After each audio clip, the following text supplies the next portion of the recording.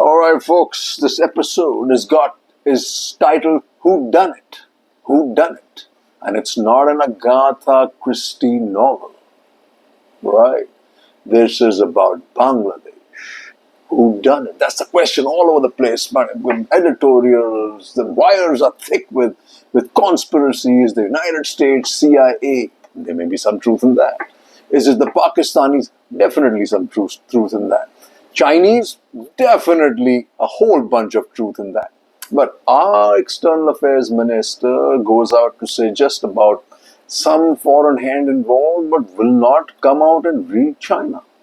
Because he won't do it. It's because, did you know 1 lakh are now our trade deficit, imports from that have crossed about $100 billion. I mean, this is amazing, right? Plus, there's some huge project worth 25,000 crores coming up in Gujarat. But that may be the case. Who done it? But what I can tell you is, what's important and what's the scary part? Somebody sent me a WhatsApp forward which showed how Jamaat was acting and how these extremists were acting. But the scariest part is that true. But the scariest part, folks, is that our national security advisor and our external affairs minister were caught napping at the wheel, almost like caught with their pants down. Now, it's become a story. We get caught with our pants down in Maldives, well, we get a changeover and then we can't figure out how to keep Soli in power, right? Then it happens in Sri Lanka. We don't know. We had this ambassador, a high commissioner there who got subsequently promoted, got drinking high tea while Sri Lanka burned, right? And now it's happened here. The ex-high commissioner to Bangladesh became the foreign secretary and was supposed to be close to the powers that may be. And he did not advise our government what was happening there because it was also happening. This undercurrent was building during his time. Now, what's the real problem for us? With the entire periphery, whether it's Nepal, Sri Lanka, Maldives, now here, is that we've lost connect with the people. We kind of maintained, or we think we maintain some kind of level of connection with the powers that may be, and hence we get fed, obviously, BS from them, right? We don't have our intelligence assets on the ground, it seems. Otherwise, they would have told us what was happening in Bangladesh. Wouldn't they have? In Sri Lanka? In Nepal? We get caught out in these countries, especially Maldives and Bangladesh. We've caught out because of our internal. Where we created a fertile ground for the extremists in these two countries is because of the way we treat, and we've got to call that out. It's because of the way we run the crusade against our minority in this country. Right? So the people there don't think very highly of what's happening here. Maybe Hasina thought very highly of Modi, or maybe Soli thought very highly of Modi, but not the people you spoke to. And the same things happened in Sri Lanka. Sri Lankan basic people don't really like us. And it may have to do with the IPKF. It may go as far back as that. The Sinhalese antipathy towards our Tamil folks, right, could possibly be that. Nepal is again the case of where communism is fertile and they just don't like this Hindu nation bit, and we are trying to push that, the last Hindu nation in the world, etc. But the communists don't care, and that is why we keep getting caught with sleeping at the wheel in all these countries. And here we think like we are cowboys, going with empty guns to gunslinging into the United Kingdom, into Canada, into the United States. Unbelievable. Well, what's happening on our periphery? No way, Jose. So this is how it was building up, right? Fierce clashes in Bangladesh leave 91 people dead, curfew imposed, 91 killed in Bangladesh as Hasina supporters protest clash, right? Now, this was all building up. And what were we doing? I have no idea, right?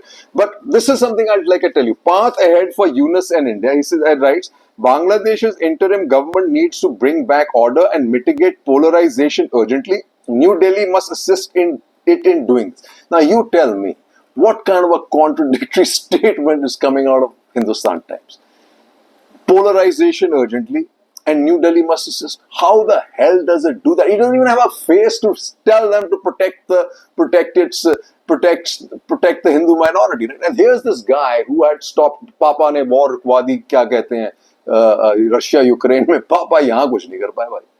Amazing, right? Unbelievable. This is really the problem, and why people are not getting it right is because now they're not getting the truth right. BJP slams Congress vocal about Gaza, mum on Bangladesh issue. This is the real reason why we really lose the plot in domestic politics, right? Domestic politics. And as Pankaj Saran writes, end game quick, next few days critical. An era in Bangladesh's history has ended. The country has crossed another milestone with the exit of Sheikh Hasina, probably forever. The end game was quick without wasting precious time and loss of more lives. The decision of Army Chief Waqar-uz-Zaman to address the nation on August 5th to announce Hasina's resignation as well as the formation of an interim government was timely and the most effective way. The future of Bangladesh lies in maintaining friendly and cooperative relations with India, but I don't think it's too many contradictions right at this level. Nobel laureate Yunus to head interim government. Bangladesh president dissolves parliament. Khalida Zia freed from house arrest. Hindu councillor killed. Temple, shops and houses ransacked in 27 districts. And this is what is a fodder for the right wing here. Dhaka on fire, Delhi on guard, defense ties which were on upswing and looked to counter China suddenly land in a state of flux. Hasina's exit may provide radicals northeast ultra heaven, and absolutely they will. This is what's going to happen. I mean, Dhaka poses a massive foreign policy challenge for New Delhi, as Jha writes. India will now have to scramble to respond to the swift changes in Bangladesh, one that can extract a massive cost due to the sharp, shared porous border. You better believe me. End of Hemant Biswa Sarma. End of the crap we are having in Manipur. Because now we've opened up the chicken egg, right? Nepal's not with us. Bangladesh is not with us. Myanmar, you don't know which way that's going, right? Interim government takes over today. Yunus calls for end to violence. Bangladeshi interim government takes shape. 27 portfolio with Yunus. Hardliner gets religious affairs, student leaders, youth and information. Bangladesh foreign policy advisor holds mixed views on India. Ties with India important, but Delhi has failed to deliver, he says, and he's right. And this is what we should be really concerned about. She had gone to China. Visit was cut short and came back. And this is how the interview with Veena Sikri says. India's worry is troubles in border districts post Hasina, then the role China may have played in what happened. Beijing helped in the infra building too. Hasina visit to China recently did not go well. In 2016, Xi Jinping announced a huge number of financial assistance projects, but this time he hardly met her, didn't have any discussions with her on financial assistance that she had been asking for. I was surprised because the Chinese do not normally handle matters like this. We know Sheikh Hasina returned one day early, and obviously she was very annoyed. Could Beijing have encouraged the protests? I'm saying the students' protests were different. They had Hasina were on the same page for a long time, but at some point when this got into the streets, who was encouraging it? It was always Pakistan, China who are the ones encouraging.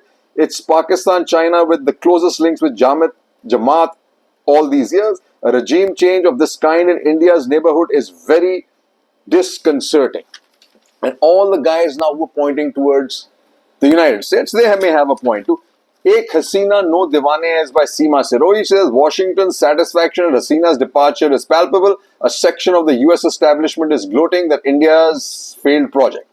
But for India, the developments in Bangladesh are not explorations on democracy, but tangible threats to security. India and the US and by proxy Britain have never agreed on Bangladesh right from 71 when Indira Gandhi helped liberate the country despite American threats. The initial reaction of how dare India led to deep distrust, which over the years turned into studied indifference to New Delhi's arguments on Bangladesh. The Americans listened but never agreed. And this was their fault, really. And also is the reason for the way Myanmar is, right? But US diplomats are unable to or unwilling to give full weight to India's security concerns, but it goes two ways. We don't give much credence to US security concerns either. But economic success was not enough. People wanted their democratic rights. And that's where Hasina failed. Her hand was heavy, not deft. She didn't manage the politics well. And that's the same story playing out at home. As Dhaka, Delhi, DC trio that tried to tango. This is written by Prashant Jha. India and the US had a genuine good faith policy disagreement on Sheikh Hasina's Bangladesh, but don't spin conspiracies due to that. They must work together now. There is a conspiracy theory about Bangladesh that's doing the rounds in parts of India, political right and national security establishment. Here is what is being suggested. The US is responsible for the ouster of Sheikh Hasina. The American deep state was always unhappy with the Awami League and therefore both publicly and privately, overtly and covertly was backing the political opposition and protest. The US wants to have pliable regimen in Dhaka that can be used as leverage against India. It is all part of a US design to both use India but also keep India unstable so that India never grows strong enough. And one way to do that is to keep the region in ferment by encouraging unrest. Dhaka is evident. I think I have never heard more uneducated bullshit than this kind of assumptions, right? The theory is born out of a kernel of fact that is then layered with dollops of fiction or at least claims that have no basis in evidence. Absolutely.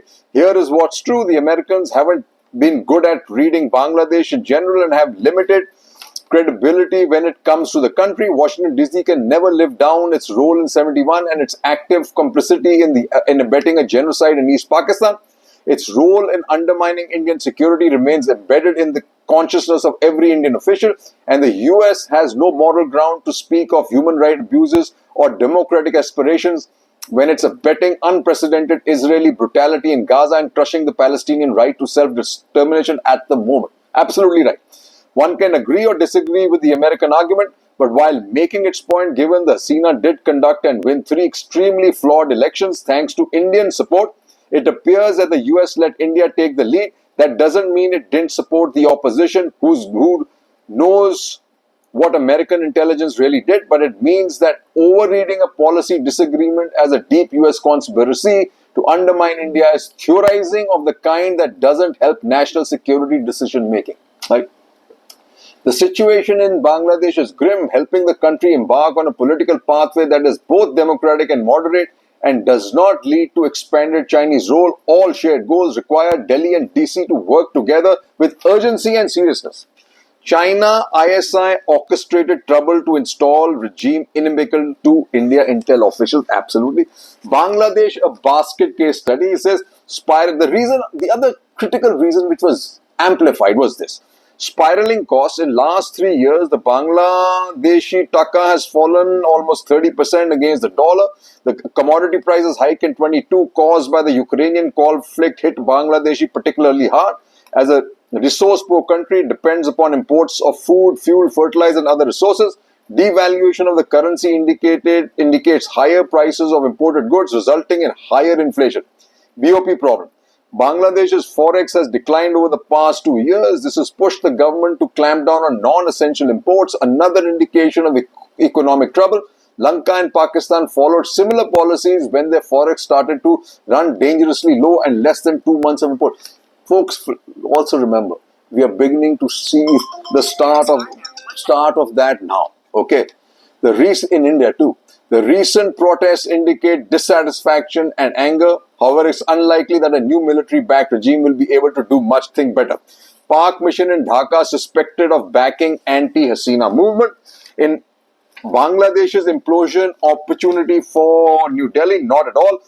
India does have opportunity to craft a Bangladesh policy independent of who is in power in Dhaka, one based on structural factors like people-to-people ties, economic and investment flows, and linguistic cultural links. Such a policy should be based on unconditional access to our markets. For now, India should ensure, along with its Western partners, a free and fair election in Bangladesh at the earliest, making it abundantly clear this is up to the people of Bangladesh to decide who should govern them. But unfortunately, we are not geared to do that, right?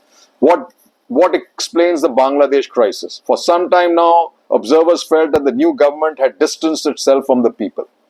It's necessary to exercise caution in arriving at Indo-centric conclusions without empirical evidence. We need to understand the true motivation so as to better be able to prepare for what may follow. What may follow, I don't know. Change in Bangladesh, the challenge for India, right? But Trimurti, New Delhi can capitalize on its strong development partnership with Dhaka and work closely with the interim government, the army, and the people. It is not going to happen. We've not been able to do that. Our experience, our DNA suggests that, especially this particular government. The leader who lost touch with Bangladesh, Subir Bhaumik. Sheikh Hasina presided over the country's exceptional economic turnaround but paid a heavy price for losing the mass connect that had propelled her to high office. Can you see some parallels, folks? India pulls out non-essential staff families of diplomats from Dhaka. Sad. Diplomats stay on in Bangladesh, families and others sent home. India evacuates non-essential staff from its Dhaka embassy. This is like the United States leaving Afghanistan.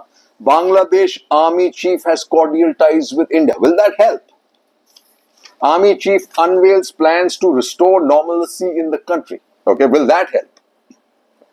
He said he had also directed the army and police not to fire at protesters.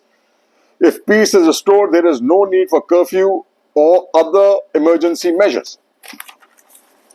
Will be tough to cooperate with India if it helps our enemy. Hasina says BNP. Interesting. This is just like China keeps playing us because of Dalai Lama. As Yunus takes oath, Modi presses for safety of Hindus. With which face? With which face? Look at the way the Bengali Muslim is demonized in our own country, right? With face are we going to say this, right? That's the contradiction I talked to you about. He says, and CDS says something really funny. Instability in India's neighborhood is a concern, says CDS. Now, this CDS doesn't deserve to be the CDS. I'm sorry. And this is where the army went all wrong by appointing I don't know who as CDS, right? Neighborhood first at risk. Hasina's ouster interrupts New Delhi's not just in Dhaka, but also in its efforts to contain China. We're not trying to contain China, guys. We're giving them a free pass. Aao, ghar pe, khana khao, land khao, hamari economy khao. And then we say, efforts to contain China. The only effort we make is when we join the Quad, right? They vociferously opposed almost all agreements with India under the Hasina regime, and the perception was that they were more receptive of China's attempts to woo their country. For India, this complicates the picture. It must support Bangladesh's return to democracy at the earliest, but must also contend with the likelihood of less friendly dispensation making a return in Dhaka. Given that popular mood there is against Hasina's Awami League, you better bet on that. And the things are not good with Sri Lanka either, right? Sri Lankan Navy arrests 32 Tamil Nadu fishers on poaching charges. Not looking good in Mali either. EM to launch India-funded project as Mali looks to heal relationship. Mali, let me tell you, is not looking to heal anything. I know that. Chinese envoy to Nepal kicks up another row via social media. But like I said, no part of the periphery. And like I said, who done it? But no matter who done it, our domestic policies against our Alpsankhyaks or Muslims are the reason why none of the populations of whether it's Maldives or whether it is Bangladesh trusts us at all. Population. And that's what counts in all these countries. 3 chairs and Jihad. And China has done a much better of keeping and blaming everything on India, keeping itself out of it, while they might be to blame for everything after all. 3 chairs, Jihad.